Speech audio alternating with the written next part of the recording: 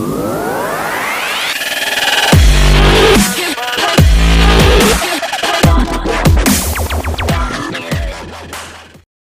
everyone, this is the POSTLAB for Experiment 6, pH measurement and its application.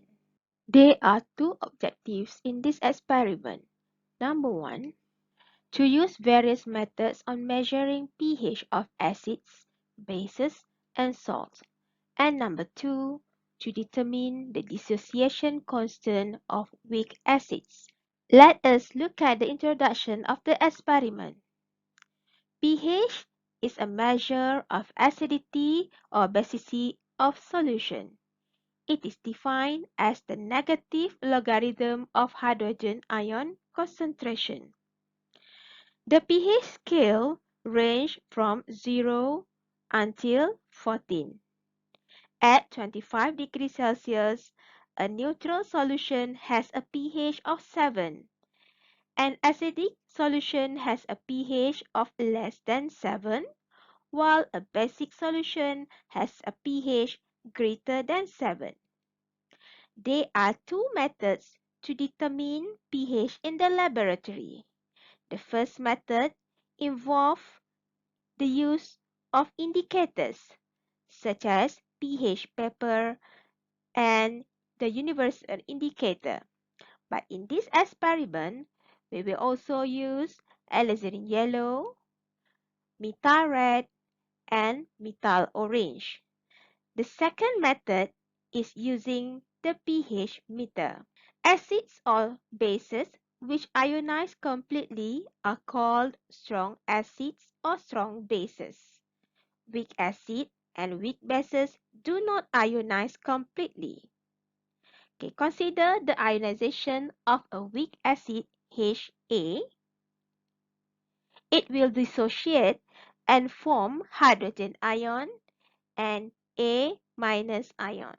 So the equilibrium constant for the expression is Ka equal to the concentration of hydrogen ion times concentration of A minus ion divided by the concentration of Ha ion.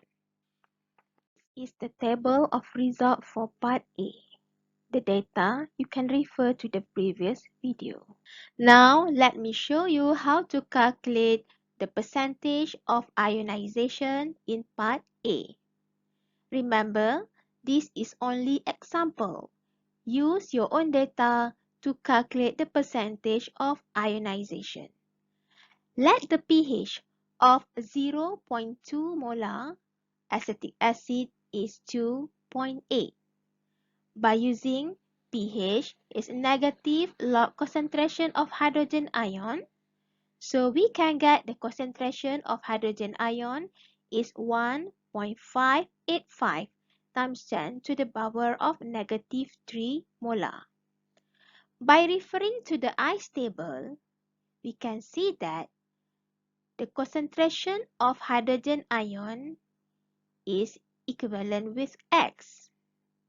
So from here, we can calculate the percentage of ionization, which is the formula is X, which is the change in the concentration, divided by the initial concentration. So from this calculation, we get the percentage of dissociation or the percentage of ionization is 0.79. For the other concentration of acetic acid, let the pH of 2 molar acetic acid is 2.2. So by using pH is negative log H plus, we get the concentration of H plus is 6.31 times 10 to the power of negative 3 molar. So the percentage of ionization that we get is 0.32%.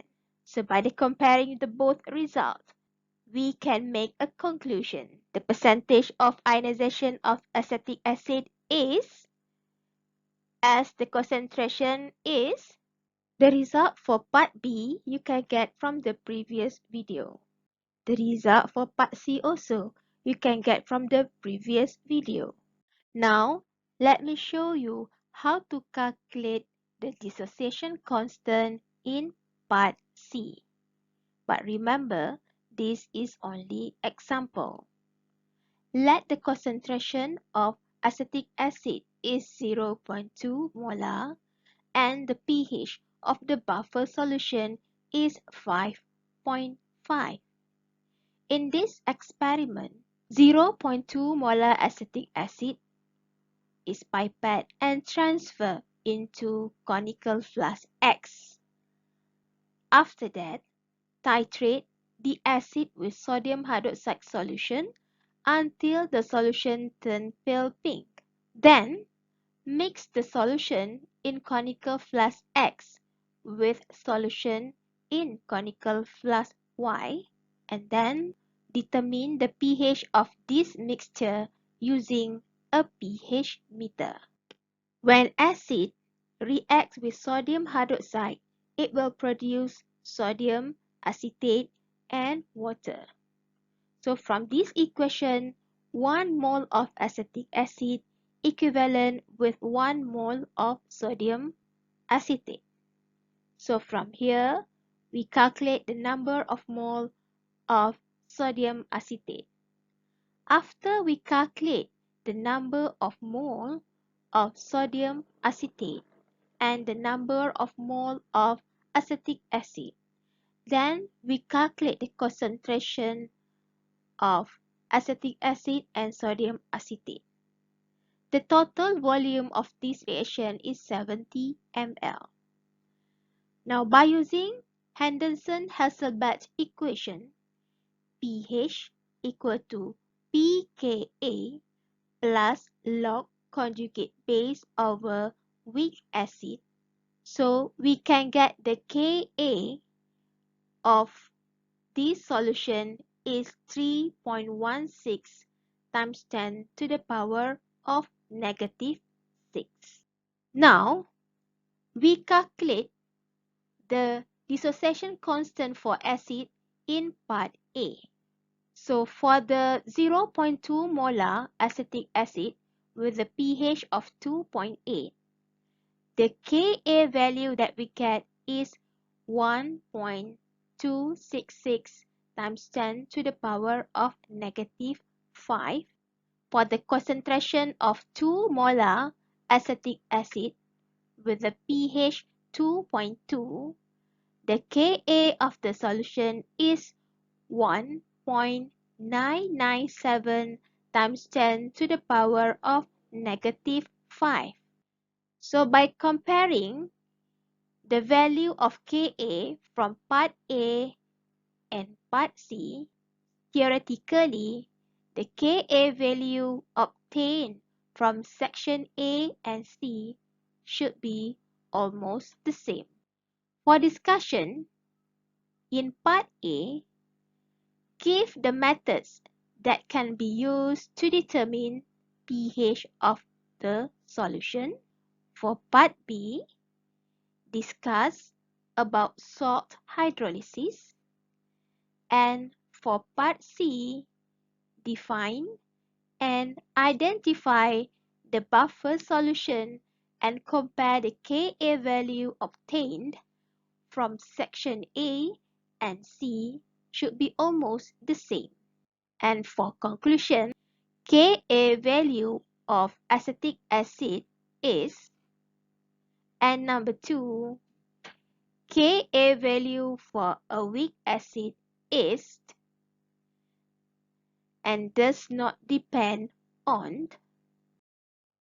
Okay, thank you and see you again in the next semester.